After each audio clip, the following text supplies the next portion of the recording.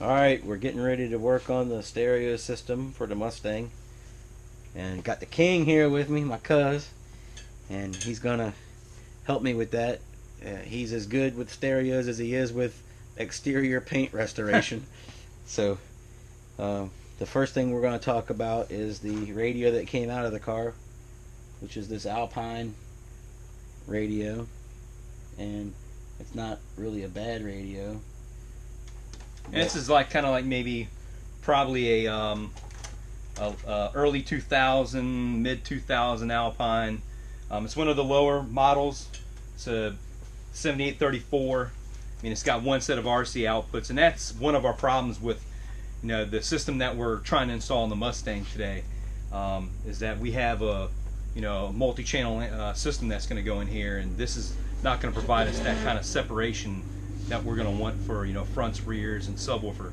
So what we have is a much newer Kenwood, and this one is going to have front, rear, and subwoofer RC outputs, so we could you know, fine-tune different things, fade certain things. This radio also has some crossover control built into it, Bluetooth, USB, and 1/8 stereo jack. So you know, this will definitely make a difference as far as between that older Alpine and this newer Kenwood type technology that we have. What came out of the car, which is a Ford Mustang Fox body, is what they call their premium sound speaker, which of course is just probably just a treated paper cone speaker, probably handle a little more power. The car did have a factory amplifier in the car as well. This is the what was in the front doors, which is like a 5 1/4 type speaker. In the rear we have 5x7, again premium dual cone paper, and then the dash of the car is a like 4-inch, 3.5-inch type of just again a treated cone paper speaker. They actually even have a capacitor on this speaker, which a capacitor limits certain frequencies to the speaker. So it's almost kind of like what we're going to be doing with the car, which is right here. So what you got are focal separates, 5 1/4 and tweeter. If anybody doesn't know who Focal is, they are a higher end car speaker manufacturer from France. They make speakers from, you know, $200 a pair to $5,000 a pair. But I mean, looking at what you had there versus what you have here from Focal, I mean, you're talking about a world of difference here. I mean, you're talking about a polyglass speaker, which is a glass impregnated poly speaker, which makes the cone really light and rigid so it can move fast. Has a phase plug there, far as on the middle of the speaker. So really nice, big difference what we're going to have from the factory there. And So this is what it's replacing, of course. right. Our separate tweeter, we got an inverted dome, aluminum dome tweeter. Now this is going to go in the place of where that 4-inch, 3.5-inch speaker is going to go. We're going to make a plate. We're going to flush this tweeter into there, and that will take the place of that. So this is going to be going in the door. This is going to be going in the dash. And we've got replacement 5x7s that are going to go in the rear. These are just coaxial speakers, which means that the tweeter is built into the middle of the speaker itself. So these are going to be replacing these here. Speaker.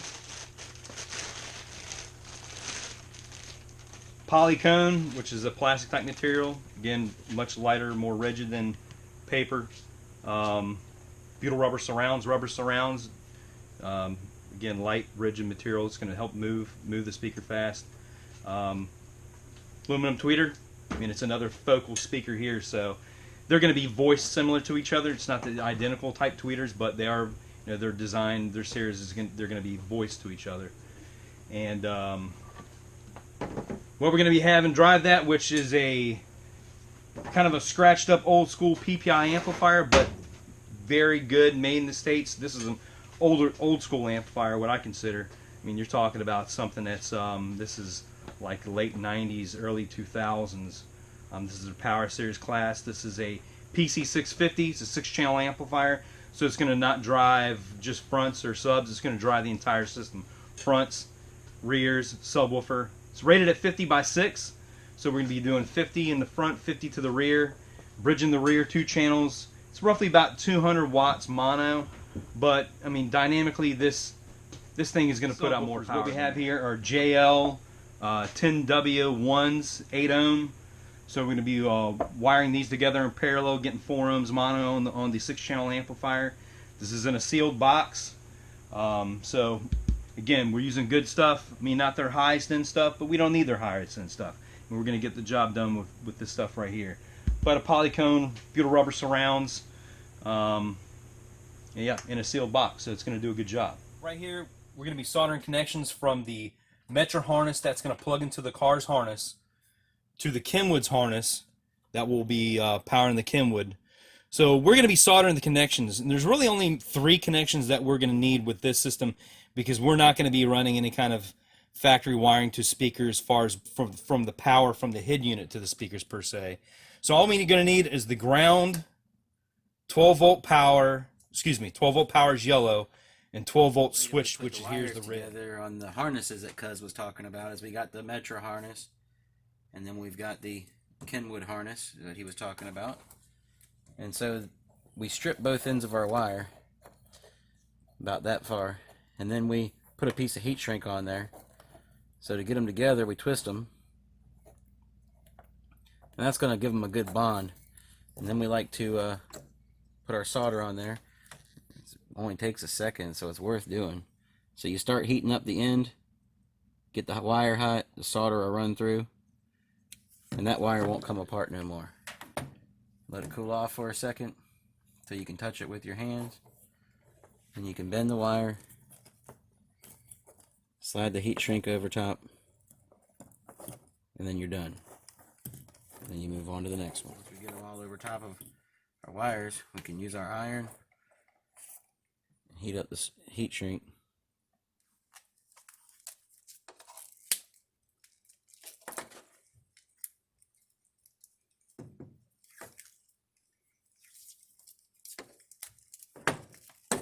Ready to go in the car. It's a nice buttoned-up harness. Mustang. Here's some of the wiring that we're going to run. It's this wiring was previously in another system, but it's kind of wired up how we need to be. But it's gonna, again, we're using this vehicle. It's going to get the job done. We have some 6-channel RCAs, which this is really cool. Makes installs a lot nicer when you're using multi-channel amplifiers. So you've got your front, rear, and subwoofer RCAs all in one jacket, so you don't have to pull, 3 runs of RCAs to the back of the vehicle. What we have here is some higher end 16 gauge 4 conductor wiring. This is stuff like they run in homes for in-wall wiring, but it works great for car stereo. I've used this stuff for years. You can use bigger gauge, but again, this is a higher end multi-strand oxygen free copper wire, all that jazz. But this is going to run from the front of the vehicle to the back. So that will provide us, the sound from the amplifier to the speakers. So down here in the car, this is where the factory amplifier was in these Mustang Fox bodies. So we've identified kind of like what wiring went to where. So we will cut this plug off and tap into here, which will wire this wire into here. So we'll go from the amplifier into the factory harness, and the factory harness to the speaker locations where we'll have those new focal speakers at. Here in the dash, antenna input. Here's the factory plug that would have went to the factory radio. That would have went back down to here to the factory amplifier, which we won't be using at all. And we're going to have the Kenwood wired in through a Metro harness that will plug back into here. That will give us our power, 12-volt switched and ground.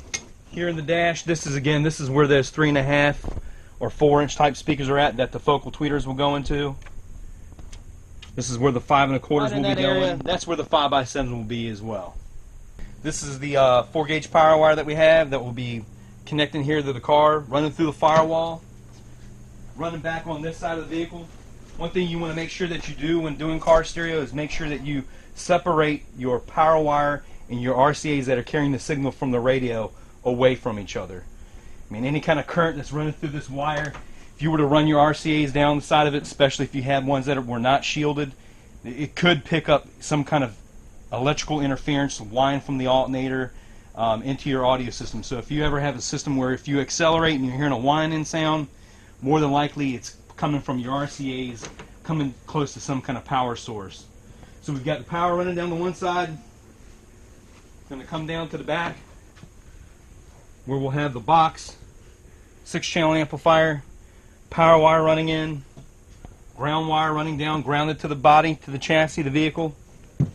We'll have the RCAs, speaker wire, and our remote 12-volt switch coming from the radio to turn the amplifier on and off with the ignition. Down here where the factory amplifier in the vehicle is at, we've snipped the wires, the speaker wires that go to the speakers in the car.